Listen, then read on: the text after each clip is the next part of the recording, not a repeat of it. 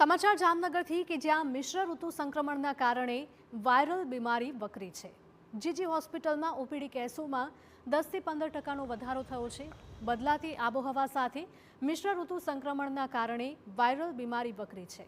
જામનગરની વાત કરીએ તો જીજી હોસ્પિટલની ઓપીડીમાં કેસોમાં 10થી 15% વધારો ઝીંકાયો છે।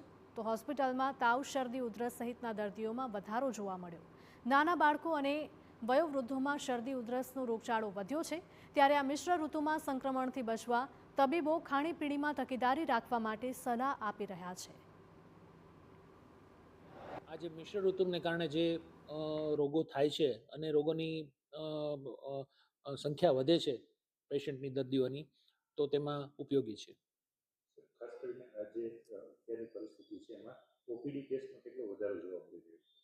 ઓપીડી કેસમાં સામાન્યત થોડો ઘણો વધારો 10થી 15% જેવો વધારો જોવાયો છે, પરંતુ ગવર્મેન્ટ હોસ્પિટલ ખાતે ઇન્ડોર પેશન્ટમાં કોઈ એવો વધારો જોવા મળ્યો નથી।